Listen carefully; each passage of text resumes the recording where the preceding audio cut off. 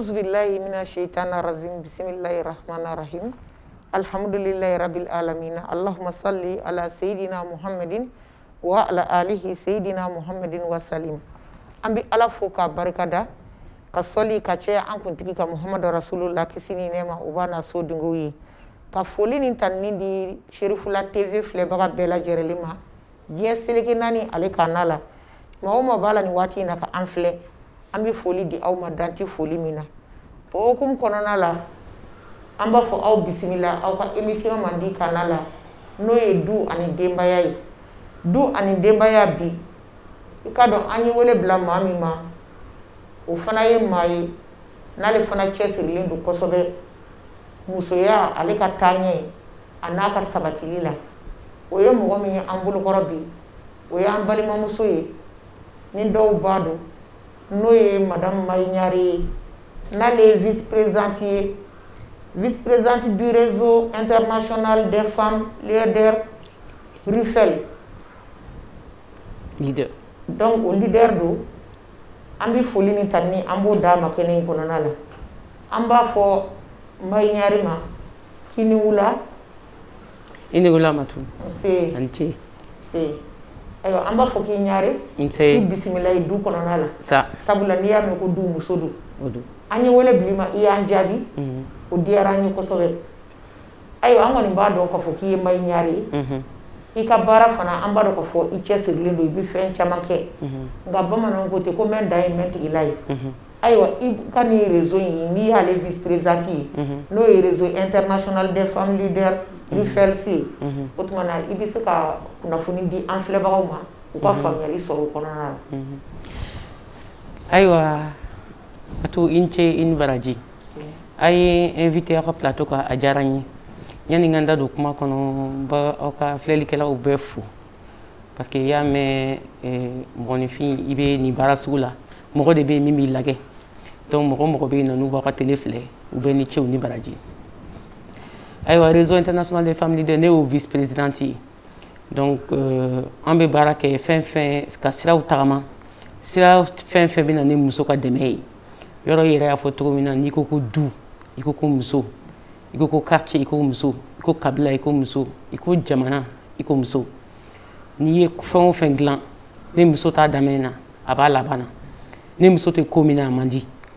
donc jamana o du o kabila a bɛɛ sinsinnen bɛ muso jɔyɔrɔ de kan donc muso bɛ dɛmɛ ni sira o sira ye n'a kɛra baarako ye kalanko tɔbɔtɔ ni fɛn o fɛn bɛ se ka muso ka taaɲɛ nɔgɔya anw bɛ baara kɛ o sira de kan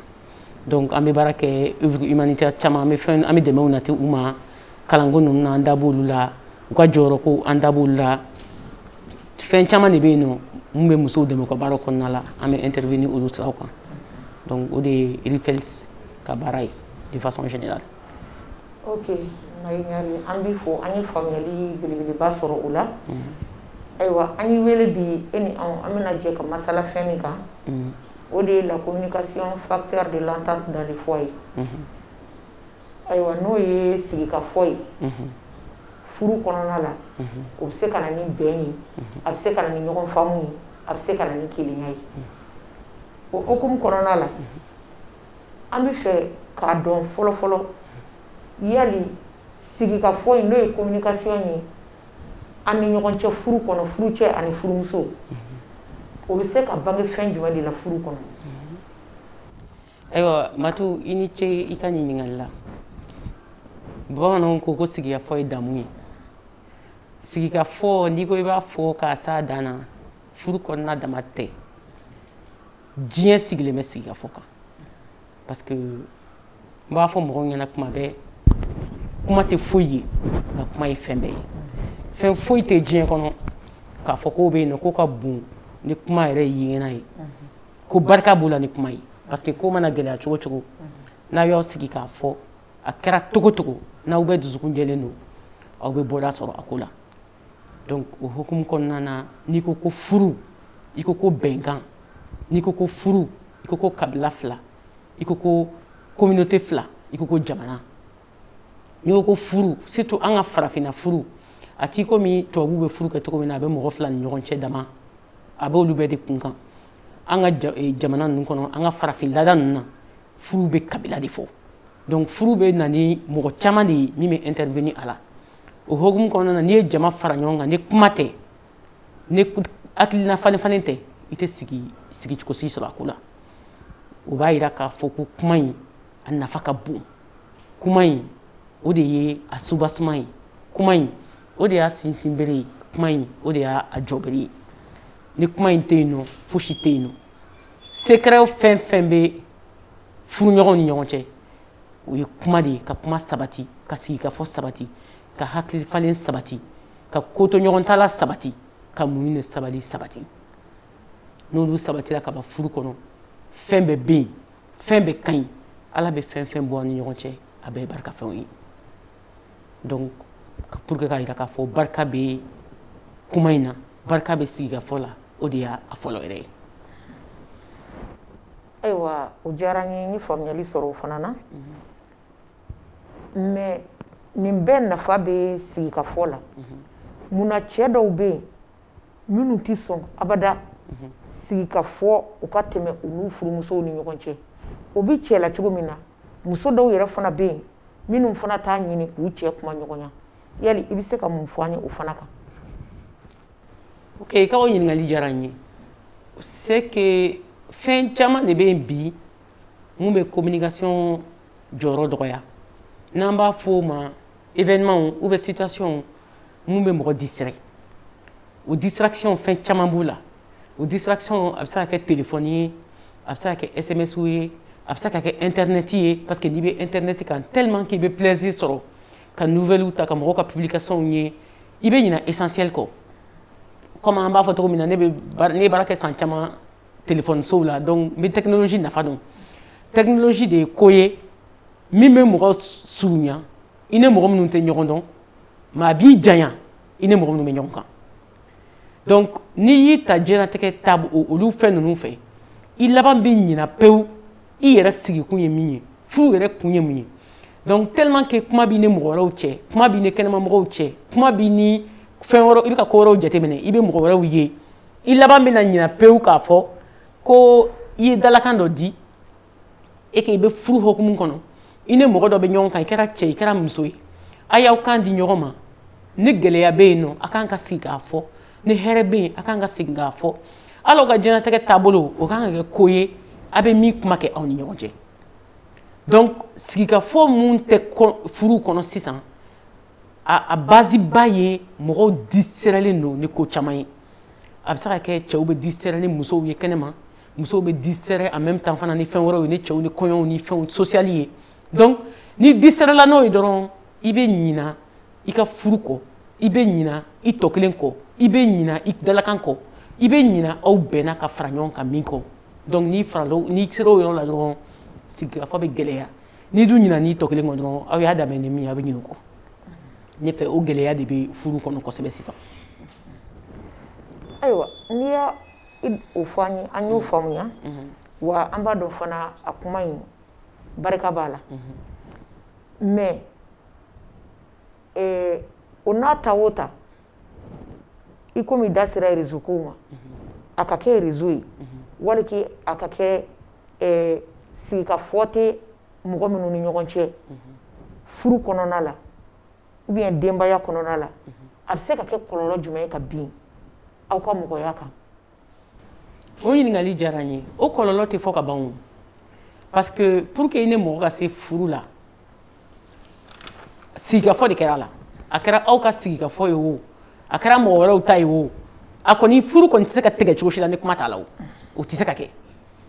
donc n'aw ɲinɛna o kuma kɔ a camancɛ la o kɔlɔlɔ bɛ kɛ kɔlɔlɔba de ye kɔlɔlɔ fɔlɔ ye min ye furu mɔgɔ fila minnu bɛ ɲɔgɔn kan u tɛ ɲɔgɔn kɔnɔko dɔn n'aw dun kɔnɔko tununa ɲɔgɔn na dɔrɔn aw ta yɔrɔ bɛ fara parce que ko min don i b'i tɛgɛ ɲɛsin de dɔw b'i tɛgɛ ɲɛsin de la ye k'a kunda a kan bon n'a ɲɛ tɛ e tɛgɛ la bilen est ce que a bɛna a dɔn aw ka taali bɛ sira mun kan o ye fɔlɔ ye donc aw ka objectifs bɛ tunu ɲɔgɔn na n'aw ka objectifs tununa ɲɔgɔn na aw tɛ baara kɛ bilen dans le même sens tubabuw ko fiɲɛ foyi aucun vent n'est favorable pour celui qui ne sait pas où il va ko fiɲɛ si ma nɔgɔn mɔgɔ min t'a dɔn a bɛ taa fan min fɛ parce que y'a mɛ fiɲɛ min kolonkolon ma ka taa kɔrɔn fɛ ko y'a sɔrɔ n b'a dɔn n bɛ taa ni kɔrɔn fɛ de sinon ni fiɲɛ wulila a bɛ se ka taa n'i ye tile bi fɛ o donc na aw t'a dɔn sigikafɔ fɛ ka aw hakilina yira ɲɔgɔn na aw t'a dɔn aw bɛ na sira min ta e ka ko b'i kɔnɔ e bɛ k'i ta kɛ i tɔ kelen ka ko b'a kɔnɔ a bɛ k'a ta kɛ aw bɛ ɲɔgɔn ye cogo di a bɛ na n'o kɔlɔlɔ ye kɔlɔlɔ sabanan dɔ bɛ yen nɔ o nisɔndiyalen tɛ bilen furu kɔnɔ a bɛ se ka kɛ muso b'a i kun a nisɔndiyalen tɛ bilen a bɛ se ka kɛ muso b'i kun a dalen t'i la bilen a bɛ se ka kɛ muso b'i kun nka a ni t'i fɛ bilen parce que ala ni kuma t'aw ni ɲɔgɔn cɛ sigikafɔ t'aw ni ɲɔgɔn cɛ falenfalen t'aw ni ɲɔgɔn cɛ donc a bɛna na kɛ i n'a fɔ dunan fila so kɔnɔ furu la adamadenw bɛ kɛ ko dunan foyi t'aw ni ɲɔgɔn cɛ dɔw yɛrɛ bɛ hali foli o t'u ni ɲɔgɔn cɛ donc i bɛna ye k'a fɔ ko fanga ye sigikafɔ de ye fanga ye kuma de ye n'o kɔni tɛ yen a kɔlɔlɔ tɛ fɔ ka ban parce que hali n'aw denw ni ala ye balofɛn don aw ni ɲɔgɔn cɛ n'o ye den ye hali aw denw ka kuma n'aw ko k'a b'a décision ta fo ka hakilina falen de kɛ ɲɔgɔn ye aw ka bɛn taabolo kelen kan n'aw ma hakili falen aw b'a dɔn cogo di k'a fɔ ko nin hakilila ye nin ye ne fana hakilila ye nin ye an b'a ta nin sira fɛ donc a laban tɛna ne foyi ye ni tiɲɛni tɛ a tɛna ne foyi ye ni nimisa tɛ a tɛna ne foyi ye ni furusa tɛ ala k'an kisi o ma donc solution fɛn fɛn bɛ furuko la pour que ka kɔlɔlɔ ninnu nɔgɔya ka se ka mɔgɔw hakilinaw to ɲɔgɔn fɛ aw ka taama ɲɔgɔn fɛ aw y'a dabɔ min kama ka ko ye a ka se a se yɔrɔ la ɲɔgɔn fɛ o tɛ taa ni kuma tɛ o tɛ taa ni muɲu tɛ o tɛ taa ni tilennenya tɛ o de b'a to aw ka ko to ɲɔgɔn ta la kuma de bɛ na ni o ye bamananw ko to ɲɔgɔn ta la de bɛ karata buguni bɛ si la n'i y'a mɛn furu tora yen a ye ko to ɲɔgɔn ta la n'i y'a ye ko to ɲɔgɔn ta la a ye ɲɔgɔn kɔnɔko dɔn n'aw ma ɲɔgɔn kɔnɔko dɔn a tɛna dɔn k'a fɔ aw bɛ taa fan min fɛ pour que aw ka se ka ko to ɲɔgɔn ta la donc a kɔlɔlɔ tɛ fɔ ka ban a ka ca. ayiwa ni ne ye e yɛrɛ fana ɲininka sisan yali sigikafɔ in a tun bɛ furu kɔnɔ ka kɔrɔ wa e bɛ se ka comparaison jumɛn kɛ anw bi mɔgɔw ni fɔlɔ mɔgɔw cɛ sigikafɔ in na danfara jumɛn b'an cɛ. danfara belebele de b'an ni ɲɔgɔn cɛ parce que fɔlɔ la komi n y'a fɔ cogo min na furu tun tɛ mɔgɔ fila ko ye kabila ko don o ye kelen ye filanan furu tun tɛ mɔgɔ fila ko ye mais hali aw tɛ vi ɲɔgɔn kan aw fila dɔn i b'a sɔrɔ aw bɛ kabila de kɔnɔ balimaw bɛ yen sinjiw bɛ yen bɛɛ de faralen ɲɔgɔn kan donc kuma an k'an sigi ka kuma kɛ a ka nɔgɔn parce que a ma se ka taa i wele ka na i yɛrɛ ɲɛ b'a la o aw bɛ ɲɔgɔn kan ne ko ma mɔgɔw tɛ ka bɛn ɲɔgɔn u tɛ ka ɲɔgɔn faamuya kuma na aw kana sigi ka kuma fɔ o ye nɔgɔman de ye parce que aw yɛrɛ bɛ ɲɛ b'a la a bɛ ka vi ɲɔgɔn kan sisan nɔ dun famille kɛra fa ba den donc tiɲɛni bɛ se ka kɛ ka sɔrɔ hali sokɔnɔ mɔgɔ tɔw ma kabila mɔgɔ tɔw ma ala jate bɔ o ye kelen ye fɔlɔ la problème kun tɛ k'a fɔ ko a b'i ni muso dɔrɔn cɛ problème kun bɛ i ni kabila de cɛ donc ni kow bɛ kɛ mɔgɔw b'a ye u bɛ ko natɔla ye u bɛ se k'u da don a la k'a fɔ k'a ban mais sisan min non seulement an bɛ vi an kelen o ye problème dɔ ye mais filanan hali an minnu bɛ ɲɔgɔn kan an tɛ ɲɔgɔn kan parce que an bɛ ɲɔgɔn kan farikolo de la mais hakilinaw tɛ ɲɔgɔn fɛ comme n y'o conséquence in fɔ o ye min ye ko caman de b'i distraire sisan téléphone b'i distraire SMS b'i distraire mɔgɔ fɛ kuma wɛrɛ kɛnɛma mɔgɔw b'i distraire musow bɛ kɛnɛma o b'i distraire cɛw bɛ kɛnɛma o b'i distraire kungow bɛ ka kɛ cogo min na ka tugu ɲɔgɔn kɔ o b'i distraire donc fɛn caman de b'i distraire mun b'a to i concentré tɛ i ka foyer kan i bɛ kɛ furu kɛlen bɛ komi so i ka musokojuru min tun bɛ na n nana n'a ye aw fana kabila mɔgɔw aw tun bɛ nɔfɛ cogo min na ko n ka furu ko n ye muso ye ko n sera furu ye n y'o furu kɔni kɛ nka sisan sa a tɔ ye min ye an bɛɛ b'an jija an ta la donc u tɛ se ka du jɔ u tɛ se ka kabila jɔ u tɛ se ka jamana jɔ o ye yɛrɛmabila de ye yɛrɛmabila fosi t'a kɔfɛ ni nimisa tɛ donc furumɔgɔ kan k'a dɔn k'a fɔ jɛgɛ mana mɔ min kan a kan ka tila o de kan n'aw bɛ taa ɲɛfɛ fo bɛɛ k'i hakili to i dalakan de la a ye ko daminɛ min kan fo bɛɛ concentré ka to objectif kan mais n'aw bɛ ɲɔgɔn fɛ physiquement ni hakiliw ma ɲɔgɔn sɔrɔ nafa t'o tagamana koyi parce que tagama fu de don aw bɛ soli ka wuli ma aw bɛ se retard la donc o de b'a yira k'a fɔ sisan nɔ du mara cogo sisan nɔ sigikafɔ kɛ cogo ani an bɛnbaw y'a kɛ cogo min na u tɛ kelen ye an bɛnbaw b'a kɛ cogo min na jamako de kun don kabilako de kun don duko de kun don anw y'a kɛ cogo min na mɔgɔ fila kuma de don kɛrɛfɛ kuma de don ko wɛrɛw de don donc a ti an ka duw yɛrɛ organiselen tɛ bilen comme an faw y'a kɛ cogo min comme an mɔkɛw y'a kɛ cogo min comme an benbaw y'a kɛ cogo min o b'a yira k'a fɔ anw ka gɛlɛya de ka bon kosɛbɛ sisan ka tɛmɛ olu ta kan gɛlɛya caman b'an kan. I da sera yɔrɔ dɔ ma i ko fɔlɔ la furuden fila dɔrɔn tun tɛ furu kɛ kabilaw tun b'a la an kɛrɛfɛ masuruna mɔgɔw caman tun b'a la ayiwa sisan o dɔgɔyara sabula bɛɛ b'i ka choix kɛ bi ka muso ɲini yɛrɛ ye wa kabila yɛrɛ fana caman bɛ yen bi o y'i da bɔ caman ka furuko la ayiwa i bɛ se ka welekan jumɛn bila o kabila olu fana ma walasa toujours furu ninnu bɛ se ka kɛ furu sabatilenw ye. Ok, o kuma diyara n ye ne fɛ mɔgɔ ka i ka mɔgɔ choisi comme i yɛrɛ y'a fɔ cogo min i ni ka mɔgɔ choisi o tɛ kabilaw bɔ a la parce que a mana kɛ cogo cogo mɔgɔ ma deli ka ye n kɔni m'o ye fɔlɔ ko dɔ wulila a yɛrɛ ma a yɛrɛ kelen ka taa woro tigɛ physiquement ka t'o di muso dɔ tɔgɔ la k'ale bɛna o furu parce que i mana kɛ sira o sira fɛ e yɛrɛ de y'a choisi o u y'a d'i ma de wo a tɛ kabila dabɔ a la parce que a mana kɛ cogo cogo u b'u da don a la i tɛ se k'u sen bɔ a la o de y'an ka farafinna ye bon sisan min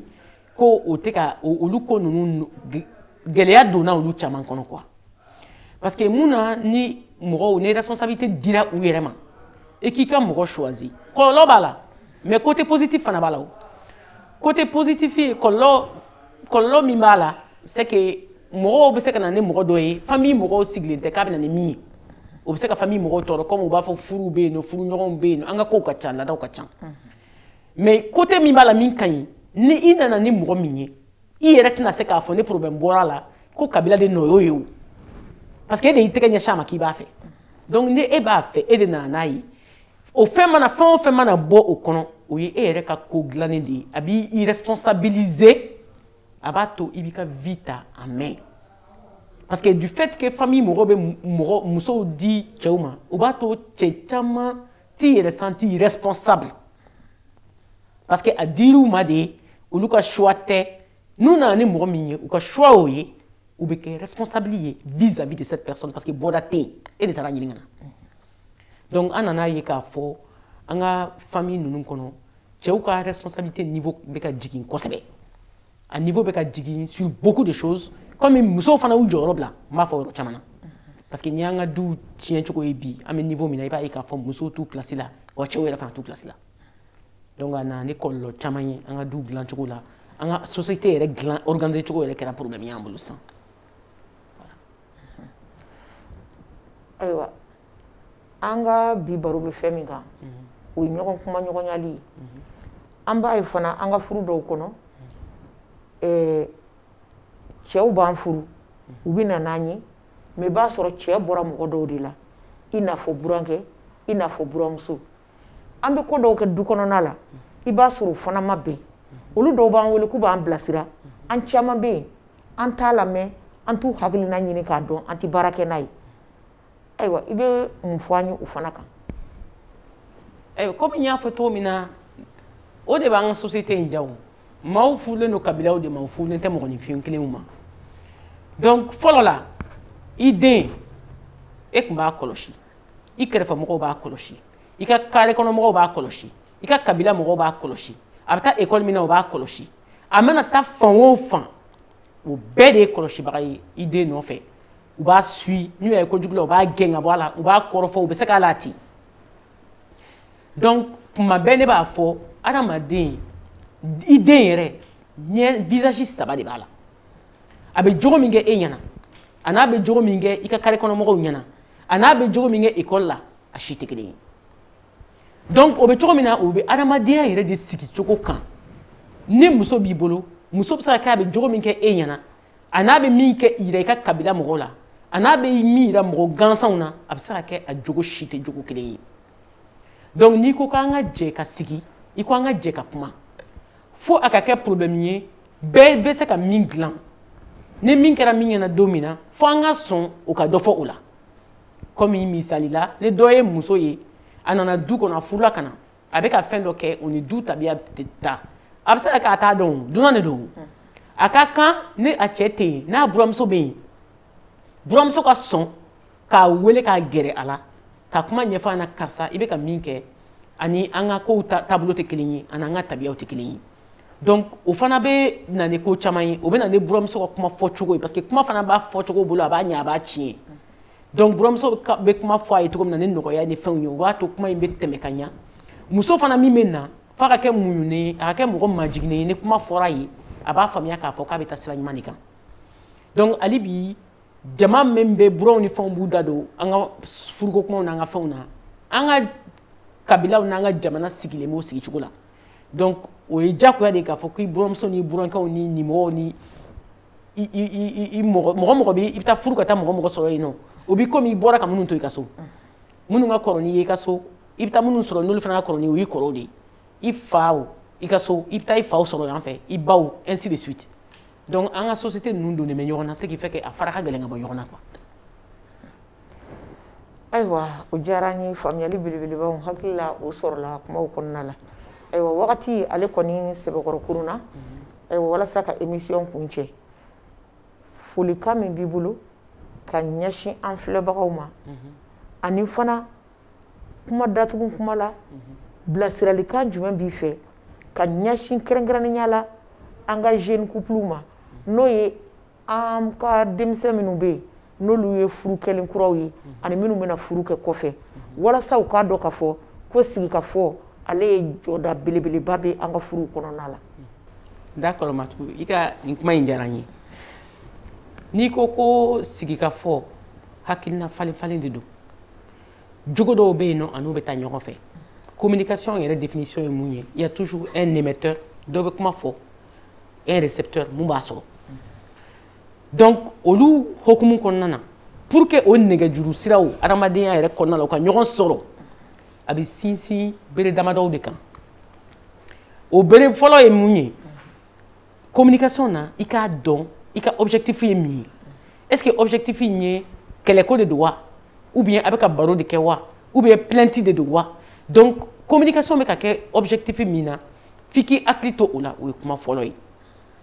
filanan a bɛ fɔ min ma sincérité parce que i y'i dogo cogo cogo mɔgɔ la i bɛ ka kuma min fɔ n'a t'i dusukun na a t'i kɔnɔ